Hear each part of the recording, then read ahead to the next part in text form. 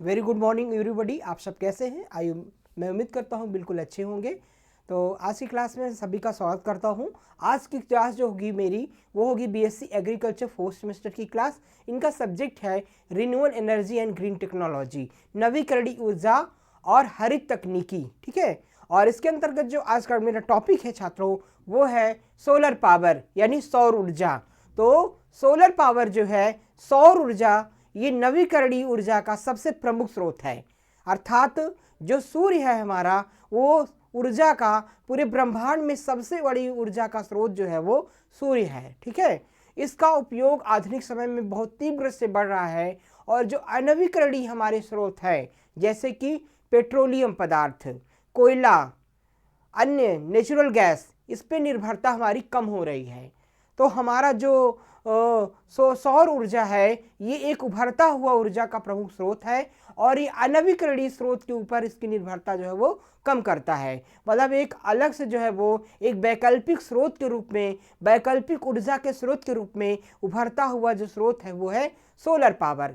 Solar power का उपयोग करके हम कहा एक बहुत ही जो हमारा विद्युत की सप्लाई है, मतलब कि विद्युत के खर्चे को कम कर सकते हैं। इलेक्ट्रिक पावर का जो ज़्यादा से ज़्यादा लोड है उसको कम किया जा सकता है।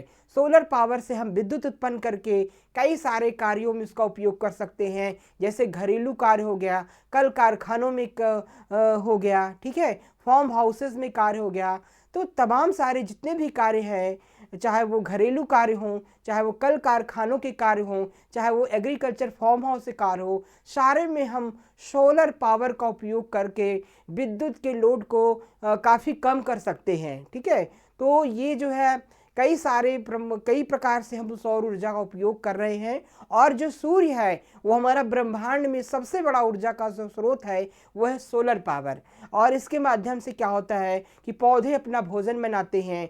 पौधे जो है इस प्रकाश को स्टार्च में, शुगर में कन्वर्ट करके जो है वो अपना भोजन बनाते हैं, जिसे हम प्रकाश संश्लेषण की क्रिया जो है वो कहते हैं। तो कहीं ना कहीं सूर्य जो है वो एक प्रमुख ऊर्जा का स्रोत रहा है और इसके नवीनतम इसमें रिसर्चेज हो रहे हैं। कई सारी चीज़ों में इस हाई टेक्नोलॉजी पे इसका सोलर सेल के माध्यम से इसका स्टोर करके विद्युत पावर के लोड को कम किया जा रहा है। तो आइए सोलर पावर के क्या है सोलर पावर और क्या क्या इसके यूजेस हैं, क्या क्या टाइप्स हैं, इसके बारे में मैं आपको बताता हूँ। ठीक है। तो सोलर पावर जो क्या है, सोलर पावर, तो ये जो सौर ऊर्जा है ये एक प्रकार से ऊर्जा का एक प्रमुख स्रोत है। यानी कि सौर ऊर्जा का उस ऊर्जा के परिवर्तित के रूप में परिभाषित किया गया है, जो कि सूर्य के मौजूद और नवीकरणीय ऊर्जाओं में से एक है। तो जो नवीकरणीय ऊर्जा का सबसे प्रमुख स्रोत है वो है सोलर पावर। ठीक है। सूर्य से जो प्राप्त होने वाली ऊर्जा होती है उसे सौर ऊर्जा या सोलर पावर के नाम से जानते हैं। ठीक है। तो एक बार जब सूर्य का प्रकाश पृथ्वी के वायुमंडल से होकर गुजरता है तो अधिकांश भाग दीप्त प्रकाश और अवरक्त विकिरण के रूप में होता है और पौधे इसका उपयोग चीनी और स्टार्च के में परिवर्तित करने के लिए करते हैं, जिसे हम प्रकाश संश्लेषण कहते हैं। तो कहीं ना कहीं जैसे सूर्य का जो प्रकाश है वो जब पृथ्वी से होकर गिरता है तो कई सारी क्रियाएं जो है वो संचालित होती हैं। सूर्य के प्रकाश के अंतर्गत जो है वो पौधे अपना भोजन बनाते हैं, जिसे हम प्रकाश संश्लेषण किया करते हैं। इसके अलावा कई सारे सूक्ष्म जीव जो होते हैं, जैसे बीजीय हो गया, कई सारे शैवाल हो गए, एल्गी हो गए, बैक्टीरिया, फंगस हो गए, तो इनकी जो शारीरिक क्रियाएं हैं वो सूर्य के प्रकाश के माध्यम से ही संचालित होती हैं। अगर सूर्य का प्रकाश ना होता तो ये हम अनुभव करें कि हमारे ब्रह्मांड में कुछ भी नहीं होता। तो ये जो भी ऊर्जा देने कार्य है वो है सूर्य का प्रकाश। ठीक है। तो इसके बहुत सारे उपयोग हैं, ये हम आपको आगे बताएंगे। तो इसमें ऊर्जा का बिजली में बदलने के लिए सोलर सेल पैनल, ठीक है, तो ये जो जो सूर्य की ऊर्जा का है, जो सौर ऊर्जा है, इसका उपयोग हम कैसे करते हैं। तो इसकी ऊर्जा जो होती है सोलर पावर का होती है, मतलब प्रकाश ऊर्जा का उपयोग हम विद्युत की ऊर्जा के रूप में करते हैं। तो ये जो सोलर सेल होते हैं एक प्रकार के खांचे नुमा आकृति होती है। ठीक है। और ये जो सोलर सेल होते हैं खांचे नुमा आकृति में सोलर सेल सोलर पैनल लग होते हैं, सोलर पैनल में सोलर सेल होते हैं, और ये जो सोलर सेल होते हैं ये सौर ऊर्जा के प्रकाश को अवशोषित करते हैं। मतलब सोलर सेल जो होते हैं ये प्रकाश ऊर्जा को विद्युत ऊर्जा में परिवर्तित कर देते हैं। ठीक है, किस ऊर्जा को? प्रकाश ऊर्जा को विद्युत ऊर्जा में परिवर्तित करने का काम जो है वो कौन करता है? सोलर सेल करते हैं। फिर वही जो विद्युत ऊर्जा होती है जो स्टोर होती है बैटरियों में, उसी का उपयोग हम करते हैं अपने घरों के कार्य के रूप में, विद्युत के रूप में उसका उपयोग हम जो है वो करते हैं। ठीक है, और सौर ऊर्जा पृथ्वी का सबसे प्रचुर जो है स्रोत होता है। सौर ऊर्जा एक चीज होता है कि सबसे मुक्त होता है, मतलब इसमें किसी प्रकार का कोई खर्च जो है वो नहीं होता है, मतलब बिल्कुल फ्री ऑफ कॉस्ट होता है। मतलब इसमें किसी प्रकार का नेचुरल जो है वो एनर्जी होती है, इसमें किसी प्रकार का फ्री ऑफ कॉस्ट होता है। तो सौर ऊर्जा जो होती है वो मुफ्त होती है और हमेशा नवीकृत होती रहती है। ठीक है, और पूरा घर चलाने के लिए सौर ऊर्जा का उपयोग कर सकते हैं। इसमें सौर ऊर्जा में दीप्तिमान ऊष्मा और प्रकाश होता है। लोगों को सबसे पहले सौर ऊर्जा का उपयोग 17वीं शताब्दी में हुआ था, और जो आधिकारिक तौर पर इसकी खोज जो है वो 1839 ईस्वी में हुई थी। तो सोलर पावर की खोज कब हुई थी? 1839 ईस्वी में। और इसका एक उपयोग जो कह सकते हैं कि ऊर्जा का उपयोग जो है वो 17वीं शताब्दी से प्रारंभ हुआ था। और अगली चीज क्या है कि हमारा सूर्य जो है वो शक्तिशाली है, इसकी ऊर्जा न केवल अक्षय है बल्कि यह पृथ्वी पर ऊर्जा का सबसे प्रमुख स्रोत है। तो सौर ऊर्जा हमारी सबसे ऊर्जा का जो प्रमुख स्रोत है वो है सूर्य। ठीक है, और 31 दिसंबर 2023 तक भारत में सौर ऊर्जा स्थापित क्षमता कितनी थी? 73.32 गीगावाट थी। ठीक है, मतलब 31 दिसंबर 2023 का डाटा है कि लगभग भारत में जो सौर ऊर्जा स्थापित क्षमता थी वो 73.32 गीगावाट जो है वो थी, और लगभग 1,74,60 टेरावाट ऊर्जा लगातार किसी भी समय, यहाँ तक कि सबसे बादल वाले दिनों में भी सौर विकिरण के रूप में पृथ्वी पर हमला करती रहती हैं। ठीक है, तो इस प्रकार से ये जो है वो जो सोलर पावर होती है वो बिल्कुल मुफ्त होती है। इसमें किसी प्रकार के प्रदूषणकारी पॉल्यूटेंट नहीं होते हैं, किसी प्रकार का प्रदूषण नहीं होता है। ये भी एक बहुत अच्छी चीज़ें जो है वो होती है। और सूर्य के प्रकाश का लगभग 10 मिनट में पृथ्वी तक 90 मिलियन मील की दूरी तक करता है। तो सबसे तेज जो चलने वाला है वो है प्रकाश, और ये जो है लगभग 10 मिनट में पृथ्वी तक 90 मिलियन मील तक दूसरी दूरी जो है वो तय करता है। और सौर संयंत्र 40 वर्षों से अधिक समय तक चल सकते हैं, मतलब कि एक बार जो हम सोलर पैनल लगवा लेंगे तो उनकी ये 40 वर्ष से अधिक समय तक जो है वो चल सकती हैं। ठीक है, अगर इसको सही रूप से हम देख रेख करें, मेंटेन रखें, तो 40 वर्ष तक जो है उनकी लाइफ जो है वो होती है। इसके अलावा लगभग 1000 एकड़ में दुनिया का सबसे बड़ा सौर ऊर्जा संयंत्र मोजावे रेगिस्तान में स्थित है। ठीक है, मोजावे रेगिस्तान में ऑल वर्ल्ड का सबसे बड़ा जो है वो सोलर संयंत्र जो है वो स्थित है। ठीक है, कितने पर? 1000 एकड़ में लगभग स्थित है। ठीक है, और एक चीज़ और है कि जो चाइना है, चाइना जो है ऊर्जा का उत्पादन में विश्व में अग्रणी है। तो चाइना जो है वो सौर ऊर्जा के उत्पादन में सबसे जो है वो अग्रणी है विश्व स्तर पे। इसके अलावा और कुछ फैक्ट हैं, जैसे कि संयुक्त राज्य अमेरिका दुनिया में तीसरा सबसे बड़ा सौर उत्पादक है। ठीक है, और जो एक चीज़ है कि गुजरात जो है, गुजरात का जो मेहसाणा जिला है उसमें गांव मोटेरा को भारत का पहला सौर ऊर्जा संचालित गांव है।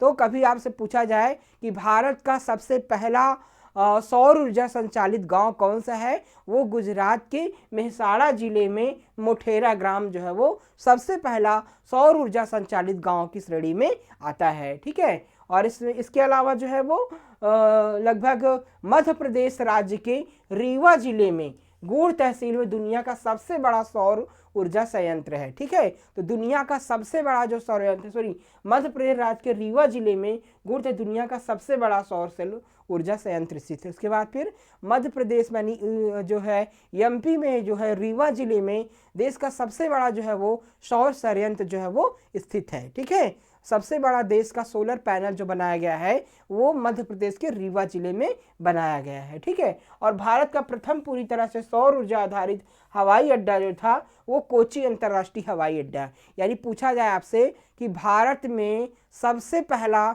जो हवाई अड्डा है जो सोलर पावर से संचालित हवाई अड्डा कौन सा है, तो वो है कोची अंतर्राष्ट्रीय हवाई अड्डा, वो आपका सबसे पहला जो हवाई अड्डा है वो सोलर पावर से ऑपरेटेड है। ठीक है, तो इस प्रकार से कुछ इंपॉर्टेंट फैक्ट थे जो मैंने आपको बताया। इसके बाद भारत का जो प्रथम सौर शहर है, प्रथम सौर शहर सोलर सिटी जो है वो है दमन फर्स्ट। ठीक है, जो केंद्र शासित प्रदेश है जो गुजरात के मध्य में स्थित है और प्रदेश के सारा शहर सौर ऊर्जा पर चलता है। तो इस प्रकार से जो है, जो देश का भारत का जो है वो सबसे पहला सोलर सिटी है वो है दमन। ठीक है, जो कि एक केंद्र शासित प्रदेश की श्रेणी में आता है। ठीक, और सबसे कुशल सौर पैनल मोनोक्रिस्टाइल सिलिकॉन से बने होते। किससे बने होते हैं? मोनोक्रिस्टाइल सिलिकॉन से बने होते हैं। और औसत सौर पैनल प्रणाली 20% दक्षता पर काम करती है। जो औसत सौर प्रणाली है वो 20% दक्षता पे भी जो है वो काम करती है। ठीक है, मतलब जितना भी पावर वो एब्जॉर्ब करते हैं, सूर्य से जितनी भी ऊर्जा मिलती है उसका 20% जो इसकी होती है, 20% की इफिशियंसी कंजर्व होती है। ठीक है, इसके अलावा कुछ फैक्ट और हैं। सूर्य प्रमुख नवीकरणीय ऊर्जा स्रोतों में से एक है। सूर्य से निकलने वाली जो रोशनी है और गर्मी का उपयोग किया जाता है और ऊर्जा के अन्य रूपों में उसे परिवर्तित किया जा सकता है।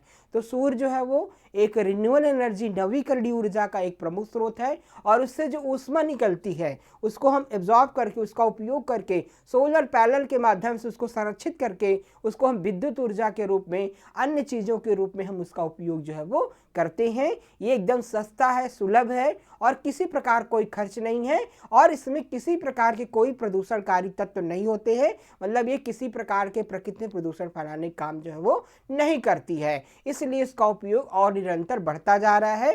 गवर्नमेंट इस पे बहुत ज़्यादा फोकस कर रही है, सब्सिडी दे रही है कि ज़्यादा से ज़्यादा लोग इसका उपयोग कर सकें। ठीक है, इसके अलावा सौर ऊर्जा के फायदे और नुकसान की बात की जाए तो सौर ऊर्जा के लाभ क्या है? ठीक है, बेनिफिट्स ऑफ सोलर पावर, सौर ऊर्जा के क्या क्या उपयोग हैं ये हम डिस्कस करेंगे आपसे। तो सबसे इंपॉर्टेंट चीज़ ये है कि ये बिल्कुल क्लीन है, यानी स्वच्छ है। ठीक है, स्वच्छता के दृष्टिकोण से देखा जाए तो ये बिल्कुल स्वच्छ है, क्लीन है, किसी प्रकार की इसमें प्रदूषणकारी तत्व नहीं है जो पर्यावरण को नुकसान पहुंचाने वाले हों, तो इसलिए इसका उपयोग और अच्छा है। इसे ऊर्जा का सबसे स्वच्छ रूप माना जाता है क्योंकि इसमें जीवाश्म ईंधन की तरह कोई कार्बन डाइऑक्साइड उत्सर्जन नहीं होता है जो कि ग्लोबल वार्मिंग के कारणों में से एक है। ठीक है, मतलब इसमें किसी प्रकार का कोई विषाक्त पदार्थ उत्पन्न नहीं होते हैं, कोई कार्बन डाइऑक्साइड की मात्रा नहीं होती है, अर्थात ऐसे तत्व नहीं होते हैं जो ग्लोबल वार्मिंग को बढ़ावा दें। ठीक है, ये पूरी तरह से पर्यावरण के लिए लाभकारी होते हैं, किसी प्रकार कोई हानिकारक तत्व इसमें नहीं होते हैं, इसलिए इसका उपयोग करना एकदम स्वच्छता है, सुलभ है। ठीक है, अन्य चीज़ें क्या है? नवीकरणीय, जब तक सूर्य मौजूद है तब तक पृथ्वी पर प्रचुर मात्रा में उपलब्ध है। नवीकरणीय मतलब इनका अच्छा है, नवीकरणित होता रहता है, मतलब इनका निर्माण प्रकृति में चलता रहता है, ये कभी खत्म नहीं हो सकते हैं। ठीक है, इनका अंत कभी नहीं है, मतलब ये अनंत है, ये कभी खत्म होने वाले नहीं हैं। जैसे कोयला है और अन्य चीज पेट्रोलियम है, नेचुरल गैस है, मतलब इनकी मात्रा ये है कि इनको ज़्यादा उपयोग किया जाए तो इनकी मात्रा कम होती है, इनका निर्माण बहुत देर में होता है। लेकिन जो ये सूर्य प्रकाश है इसका अनंत है, इसका स्रोत काफ़ी ज़्यादा है, ये खत्म नहीं हो सकते हैं, ये नवीकृत होते रहते हैं, बनते रहते हैं, इसलिए इसके ख़त्म होने का खतरा बिल्कुल जो है वो नहीं होता है। इसके बाद विश्वसनीय है। ठीक है, मतलब कि हम इसमें विश्वास कर सकते हैं, देख सकते हैं। ठीक है, तो इस पर विश्वसनीय तत्व है कि ये बिल्कुल अच्छा है, इको फ्रेंडली हो, उपयोगी है हमारे लिए।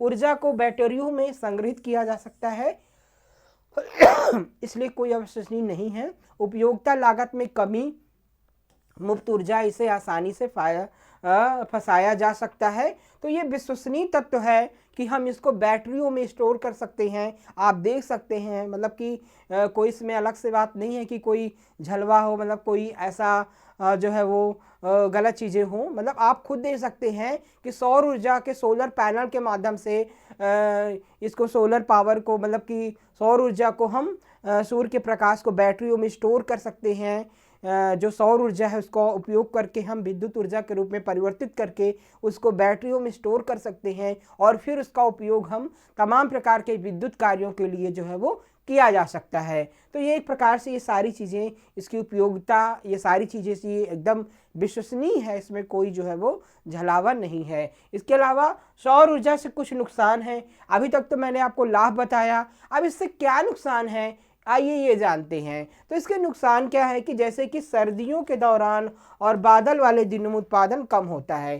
तो एक चीज़ ये है कि जैसे हमें इसमें अगर हम अपना कोई कल कारखाना चला रहे हैं और इसे पूर्ण रूप से हम अपनी निर्भरता को बढ़ा ले रहे हैं, तो जैसे कि आप जैसे मान लीजिए कोई कारखाने चला रहे हैं, फैक्ट्रियाँ चला रहे हैं, तो जब गर्मी के दिनों में या बरसात के दिनों में या फिर ठंडी के दिनों में जब बादल का मौसम होता है, कुहासा होता है, ठीक है, तो उस समय क्या होता है कि धूप सही से नहीं आ पाती है, तो उस कंडीशन में हमारे सोलर पैनल जो है वो ऊर्जा नहीं मिलती है, तो हमारा जो है वो सही रूप से विद्युत का उत्पादन नहीं हो पाता है, जिससे कल कारखानों के जो क्रियाकलाप है वो बाधित हो जाते हैं। तब भी कई प्रकार की समस्याएं आ जाती हैं। अगर इसमें हम पूर्ण निर्भरता रखते हैं तो बरसात के दिनों में, कुहासा के दिनों में कई सारी समस्याएं आती हैं, कल कारखानों के संचालन में कई प्रकार की समस्याएं आती हैं और हमारा कार्य जो होता है वो प्रभावित हो जाता है। मतलब कि इसे देखिए कि आपका फैक्ट्री में प्रोडक्शन कंटिन्यू होना है, तो अगर सोलर पावर से ऑपरेटेड है और मौसम ख़राब है, मौसम विपरीत है, तो वो चीज़ें क्या होती हैं उस समय बाधित हो जाती हैं, तब हमें कई प्रकार की समस्याएं आने लगती हैं। तो ये एक छोटा सा नुकसान जो है वो देखा जा रहा है। इसके अलावा स्थापना और सरगर्मी प्रारंभिक लागत का महंगी होना, ठीक है, जो इसका इस्टेब्लिशमेंट होता है, शुरुआती लागत होती है, जब इसको हम अपने घरों में लगाते हैं, फैक्ट्रियों में लगाते हैं, तब क्या होता है कि शुरुआती खर्च जो है वो ज़्यादा होता है। यानी एक सामान्य व्यक्ति के लिए इसका शुरुआती खर्च अधिक होता है, लागत अधिक आती है, तो उस समय जो है वो समस्याएं आ जाती है कि शुरुआती खर्च आता है लेकिन बाद में वो चीज़ें जो है वो धीरे धीरे रिकवरी हो जाती है। तो शुरुआती कॉस्ट जो है वो ज़्यादा पड़ जाती है, जिससे आम आदमी इसको लगाने में सक्षम नहीं होता है। तो ये चीज़ें हैं। लेकिन आज के समय में हम देखें कि गवर्नमेंट जो है वो, हमारी जो सेंट्रल गवर्नमेंट है, वो इस पर सब्सिडी दे रही है। हम इसके बारे में अच्छे से जानकारी ले करके, सब्सिडी ले करके, बैंक इसमें लोन प्रोवाइड कर रही है, ठीक है, तो उसकी जानकारी सही ले करके हम इस लागत को कम कर सकते हैं, ठीक है। तो हम इसका उपयोग अच्छे से कर सकते हैं। जैसे सोलर पंप पे सब्सिडी मिल रही, सोलर कुकर पे, सोलर पैनल पे, कई चीज़ों पे सब्सिडी मिल रही है, जिससे हम इसका लाभ जो है वो, इस योजना का लाभ उठा सकते हैं, ठीक है। तो ये सब चीज़ें हम अच्छे से देख करके हम जो है वो सोलर पावर का यूज़ जो है अपने घरों में कर सकते हैं। इसके बाद फिर जगह की खपत की अधिक होना। एक चीज़ और है कि इसमें थोड़ा सा जगह लगती है, जहाँ पर भी हम सोलर पैनल लगाते हैं उस जगह का उपयोग होता है कि हम फिर अन्य चीज़ें नहीं कर पाते हैं। लेकिन हम इसके अलावा से घरों पर, छतों पर इसको लगा सकते हैं, तो वहाँ पर हम उस जगह का यूज़ कर सकते हैं। मतलब ये कहता है कि जहाँ पर ज़मीन है वो सब है, तो जहाँ पर हम पैनल लगा देते हैं फिर उसमें हम अन्य चीज़ें नहीं कर सकते हैं, तो जगह का यूज़ तो ये फिर करते हैं। तो ये सारे थोड़ा सा ये डिसएडवांटेज भी हैं इसके, तो ये चीज़ें हमने बता दी। इसके अलावा सौर ऊर्जा के प्रकार की बात की जाए तो सौर ऊर्जा का रूपांतरण के तरीके और ऊर्जा के प्रकार के आधार पर दो श्रेणियों में से वर्गीकृत किया है। सबसे पहले इसके प्रकार और इसके बनावट, इसको दो प्रकार से क्लासिफाई किया गया है, जैसे कि एक निष्क्रिय सौर ऊर्जा, एक सक्रिय सौर ऊर्जा। निष्क्रिय सौर ऊर्जा और एक सक्रिय सौर ऊर्जा। निष्क्रिय सौर ऊर्जा और सक्रिय सौर ऊर्जा का रूपांतरण सौर तापीय ऊर्जा, फोटोवोल्टिक ऊर्जा और केंद्रीय ऊर्जा में संबंधित होता है। निष्क्रिय सौर ऊर्जा का तात्पर्य है यांत्रिक उपकरणों का उपयोग किए बिना सूर्य की ऊर्जा को रोकना। तो एक निष्क्रिय सौर ऊर्जा होती है, एक सक्रिय सौर ऊर्जा होती है, ठीक है। नॉन एक्टिव और एक्टिव सोलर एनर्जी। तो नॉन एक्टिव सोलर एनर्जी में क्या होता है कि किसी प्रकार के कोई पैनल का यूज़ नहीं होता, डायरेक्ट रूप से हम सौर ऊर्जा का उपयोग करते हैं, जैसे अनाज को सुखाने के लिए या फिर फल सब्जियों के फ्रूट प्रिजर्वेशन, वेजिटेबल प्रिजर्वेशन के लिए सब्जी सुखाना, तो ये निष्क्रिय सौर ऊर्जा का उपयोग हम करते हैं। लेकिन सक्रिय सौर ऊर्जा में क्या होता है, जब हम मैकेनिकली किसी इंस्ट्रूमेंट का, जैसे कि solar cooker, solar panel, solar pump, ठीक है, सोलर वैन, सोलर की गाड़ियाँ, इसका उपयोग करते हैं तो हम इसको चेंज करके मैकेनिकल रूप से इसका उपयोग करते हैं कि संसाधन के रूप में इसका उपयोग करते हैं, तो वो सौर ऊर्जा होती है सक्रिय सौर ऊर्जा। ठीक है, तो इस प्रकार से दो भागों में इसको हमको क्लासिफाई किया गया, जैसे कि सक्रिय ऊर्जा एकत्र करने, संग्रहित करने और वितरित करने के लिए यांत्रिक उपकरणों का उपयोग किया जाता है। मतलब कई सारे यांत्रिक उपकरणों के माध्यम से हम सौर ऊर्जा को एकत्रित करके फिर उसका उपयोग जो है वो करते हैं, फिर उसका उपयोग हम जो है वो करते हैं, वो सारी क्या होती हैं, एक्टिव सोलर पावर के अंतर्गत आती हैं। ठीक है, इसके अलावा जैसे सौर तापीय ऊर्जा, सौर तापीय यानी कि solar thermal energy, solar thermal energy क्या होती है, solar thermal energy, solar thermal energy क्या होती है, यह ऊर्जा सौर ऊर्जा को उष्मा में परिवर्तित करके प्राप्त की जाती है। ये जो सौर तापीय ऊर्जा होती है, ये जो है यह ऊर्जा सौर ऊर्जा को उष्मा में परिवर्तित करके प्राप्त होती है, यानी कि जो सोलर पावर होती है उसको किस में कन्वर्ट करती है, थर्मल एनर्जी में कन्वर्ट करके प्राप्त होती है। और ये फोटोवोल्टिक सोलर पावर और सौर ऊर्जा बिजली में परिवर्तित करके प्राप्त की जा सकती है। कहीं ना कहीं ये कहना है कि जो फोटोवोल्टिक तत्व होते हैं, फोटोवोल्टिक जो मैकेनाइजेशन होता है उसके द्वारा जो है, फोटोवोल्टिक क्रिया द्वारा जो है वो सौर ऊर्जा को विद्युत ऊर्जा में परिवर्तित करके उसका उपयोग किया जाता है। ठीक है, तो इस प्रकार से ये सोलर तापीय ऊर्जा। इसके बाद जो सांद्रित सौर ऊर्जा होती है, यह एक प्रकार की तापीय ऊर्जा है जिसका उपयोग सौर ऊर्जा को उत्पन्न करने के लिए किया जाता है। ठीक है, तो सांद्रित सौर पावर जो है एक थर्मल पावर है जिसका उपयोग हम जो है वो कहीं ना कहीं ऊर्जा को बिजली उत्पन्न करने के लिए किया जाता है। इसके अलावा सौर ऊर्जा परियोजना, सौर ऊर्जा मतलब ये कहना है कि कई सारे मॉडल बना करके सौर ऊर्जा में जो है वो कई प्रकार के मॉडल को बना करके सौर ऊर्जा को उपयोग हम सीखने के लिए बनाते हैं, किस प्रकार से हमको सौर ऊर्जा का उपयोग करना है। इसके अलावा कुछ जो है जैसे कि आपके सौर ऊर्जा का उपयोग जल तापन में किया जाता है कि बिजली के हीटरों और गैस को बदलने के लिए सौर ऊर्जा का उपयोग किया जाता है। इसकी दक्षता 15 से 30% होती है। मतलब कि जल को गर्म करने के लिए सौर ऊर्जा का उपयोग किया जाता है। सोलर पावर को एब्जॉर्ब करके, सोलर पावर को सोलर सेल के माध्यम से बैटरी में स्टोर करके फिर जल को गर्म किया जाता है और उससे ऊर्जा प्राप्त की जा सकती है। ठीक है, तो इस प्रकार से मतलब कहने का मतलब है कि सौर ऊर्जा का उपयोग कई प्रकार से जो है वो किया जा सकता है। अब इसके बाद यह स्विमिंग पूल में गर्म करना, कई प्रकार के पुल को गर्म रखने के लिए सौर ऊर्जा का कंबल का उपयोग किया जाता है। दूसरा तरीका पानी को गर्म रखने के लिए सोलर वाटर हीटर का उपयोग किया जाता है। तो इस प्रकार से मतलब कहना है कि सौर ऊर्जा का उपयोग किया जाता है कई प्रकार, जैसे कि पानी जल तापन के लिए, स्विमिंग पूल को गर्म करने के लिए। तो मतलब ये कहना है कई सारे तरह से इसका उपयोग जो है वो किया जाता है। अगला क्या है, खाना पकाने के उद्देश्य से, जिसे हम क्या कहते हैं, सोलर कुकर। ठीक है, खाना पकाने में किसका उपयोग किया जाता है, सोलर कुकर का उपयोग किया जाता है, सोलर कुकर का उपयोग किया जाता है। ठीक है, तो सोलर कुकर के माध्यम से सोलर कुकर क्या होता है कि सोलर कुकर जो है वो एक ऐसा जो है वो यंत्र होता है, ऐसा खाना पकाने का कुकर होता है जो क्या करता है कि सौर ऊर्जा को जो है वो तापीय ऊर्जा में कन्वर्ट कर देता है। ठीक है, सौर ऊर्जा को तापीय ऊर्जा में कन्वर्ट कर देता है और फिर उससे खाना जो है वो उसके टेम्परेचर से खाना जो है अच्छे से पक जाता है। ठीक है, देखने का मतलब ये है कि सौर कुकर का उपयोग भोजन पकाने के लिए किया जाता है। सौर ऊर्जा का उपयोग भोजन को गर्म करने, पकाने और पाश्चुरित करने के लिए किया जाता है। सोलर कुकर में एक ऊंचा हीट सिंक होता है ताकि जब उसमें खाना रखा जाए तो वह अच्छी तरह से पक जाए। ठीक है, तो ये आप देख रहे हैं।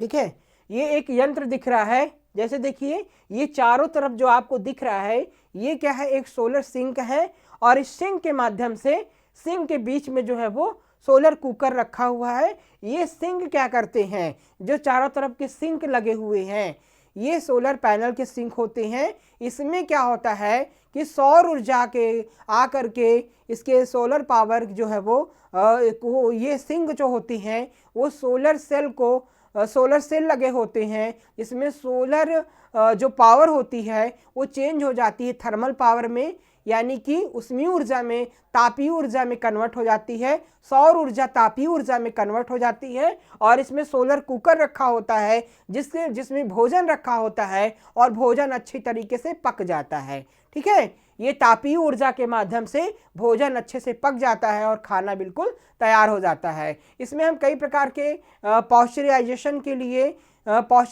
के लिए भी भोजन के पकाने के लिए, पॉस्चराइजेशन के लिए, दूध के पॉस्चराइजेशन के लिए भी इसका उपयोग हम जो है वो कर सकते हैं। इसे हम सोलर कुकर कहते हैं। इस इमेज में आप देख सकते हैं। तो सोलर कुकर जो होता है वो सोलर पावर को कन्वर्ट करता है थर्मल पावर में और फिर उससे हम खाना जो है वो अच्छे से बना सकते हैं। तो स्ट्रक्चर इसका इस प्रकार से जो है वो देखने को मिलता है। इसके अलावा सोलर सेल होते हैं।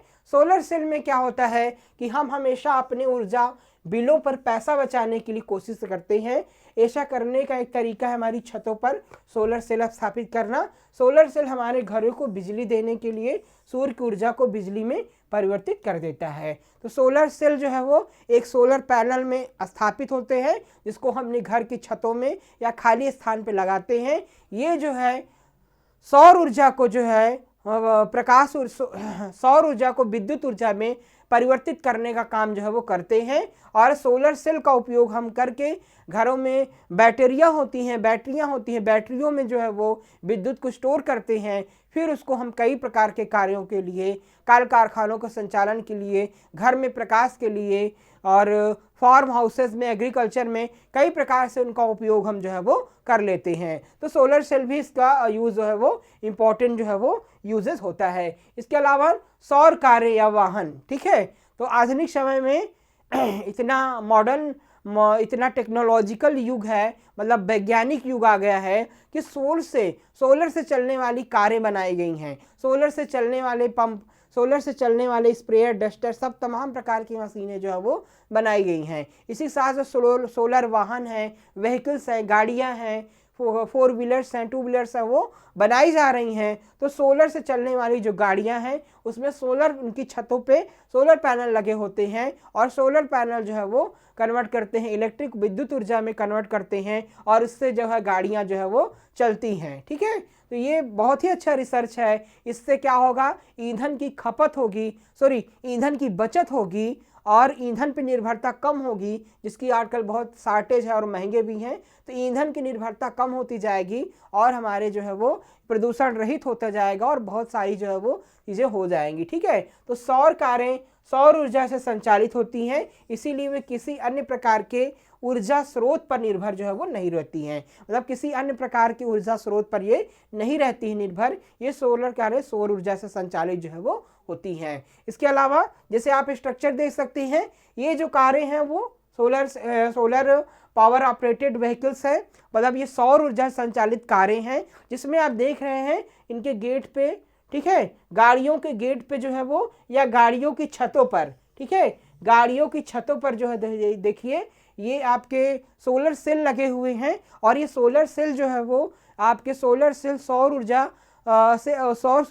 ऊर्जा को जो है विद्युत ऊर्जा में कन्वर्ट करते हैं और इलेक्ट्रिक पावर से ही ये गाड़ियां जो है वो चलती हैं। इसमें किसी प्रकार का प्रदूषण नहीं होता है, कोई खर्च नहीं आता है और जो पेट्रोल होता है, डीजल होता है, यानी कि पेट्रोलियम पदार्थों पे जो निर्भरता होती है वो कम हो जाती है। आज देखिए पेट्रोलियम पदार्थ महंगे हो गए हैं, इस पर काफ़ी जो है खर्च हो रहे हैं। देखिए हर आदमी जो है गाड़ियों को चलाने के लिए तो पेट्रोलियम ईंधन की खपत को बिल्कुल कम कर देता है और अच्छे से जो है चलता है। और सबसे महत्वपूर्ण ये बात है कि किसी प्रकार के जो है प्रदूषणकारी तत्व इसमें नहीं होते हैं, मतलब किसी प्रकार से carbon dioxide, carbon monoxide, sulphur dioxide ये बिल्कुल इससे नहीं निकलते हैं और हमारा वातावरण बिल्कुल स्वच्छ रहता है। तो इससे एक बहुत ही अच्छी उपलब्धि है हमारे लिए कि सोलर से चलने वाले अगर वाहन आ जाते हैं, व्हीकल्स आ जाते हैं, तो निर्भरता बहुत कम हो जाएगी, हमारी जेब का खर्च बचेगा और कहीं ना कहीं हमारे प्रकृति के लिए, वातावरण के लिए बहुत ही अच्छा जो है वो हो जाएगा। तो ये आधुनिक समय में सोलर पावर का बहुत ही अच्छा उपयोग जो है वो हो रहा है। इसके अलावा जैसे कि सौर ऊर्जा से चलने वाले पंप हैं, जैसे कि आपके जो सिंचाई में यूज़ होने वाले सोलर पंप हैं वो सौर ऊर्जा से संचालित होते हैं। सौर पावर का उपयोग करके सोलर पंप जो होते हैं वो सोलर एनर्जी को विद्युत ऊर्जा में कन्वर्ट करके वो बड़ी बड़ी मोटर को चलाने का काम करते हैं और पाताल से पानी खींचने का काम जो है वो करते हैं। तो आपके घर और बगीचों में पानी को उपलब्ध कराने के लिए सौर पंप स्थापित किया जा सकता है और यह ग्रिड बिजली पर निर्भर होने के बजाय सौर ऊर्जा का उपयोग करता है और उपयोगिता बिजली के बिल का बचत करता है, ठीक है, और पर्यावरण के लिए अनुकूल होता है। मतलब बिजली की बचत को कम करता है और बिजली ना भी रहे तो ये संचालित हो जाता है। कई सारे गांव में समस्याएं होती कि बिजली नहीं आती है तो किसानों को सिंचाई की समस्याएं उत्पन्न हो जाती हैं, खेत नहीं सींच पाते हैं, या फिर जो है वो अगर बिजली नहीं आई तो खेत सूखे हो जाते हैं, फसल नष्ट हो जाती है, ठीक है। तो आम दिनों में ये समस्याएं देखी जाती हैं, लेकिन सोलर पंप के आ जाने से जो है वो बिजली पर निर्भरता कम हो गई है, किसानों खर्चे बच गए हैं और बिजली की अनुपलब्धता पे भी जो है ये आसानी से संचालित हो जाते हैं, किसी प्रकार के प्रदूषणकारी नहीं होते हैं, ये सस्ते भी होते हैं। आज देखिए गवर्नमेंट इस पे सब्सिडी दे रही है, राज्य सरकार एवं केंद्र सरकार जो है वो मिल करके इस पे कई सारे सब्सिडी उपलब्ध है, आप अपने यहाँ आसानी से इसको लगवा सकते हैं और इस योजना का लाभ उठा सकते हैं। ये बहुत ही अच्छा जो है वो स्रोत है आपका सोलर एनर्जी का। इसके बाद फिर जैसे आप देख सकते हैं ये जो दिख रहा है इमेज में, ये क्या है, ये आपके सोलर पावर है, क्या है, सोलर पंप है, सोलर पंप, ठीक है। तो इस सोलर पंप का उपयोग जो है हम खेती में सिंचाई के लिए अच्छे से कर सकते हैं। इसमें इस प्रकार से जो है वो सोलर पैनल, सोलर सेल लगे होते हैं, सोलर सेल लगे होते हैं, ये सोलर आपके सेल लगे हुए हैं जो कि सोलर सेल जो है वो सौर ऊर्जा को विद्युत ऊर्जा में परिवर्तित कर देते हैं और फिर इससे जो है वो जो पंप है वो स्टार्ट होते हैं और तमाम प्रकार के मोटरों को संचालन करने का काम जो है वो करते हैं, जिससे पानी आसानी से निकल आता है। ये बहुत ही सुलभ संसाधन है किसानों के लिए और सिंचाई के लिए। तो इस प्रकार से इसका उपयोग बहुत ज़्यादा आज आधुनिक समय में हो रहा है। तो इस प्रकार से जो है वो तमाम प्रकार के सोलर के सौर ऊर्जा के उपयोग होने वाले यंत्र थे जो मैंने आपको बताया। तो आज की क्लास कैसी लगी बिल्कुल कमेंट करके बताएं और ज़्यादा हमारे चैनल को सब्सक्राइब करें और एग्रीकल्चर की सभी क्लासेस को आप जो है वो कंटिन्यू इसका लाभ उठाते रहें। तो आज की क्लास में स्टूडेंट बस इतना ही। नेक्स्ट क्लास में हम नए टॉपिक के साथ आपसे फिर मिलेंगे। आप सभी को बहुत बहुत धन्यवाद।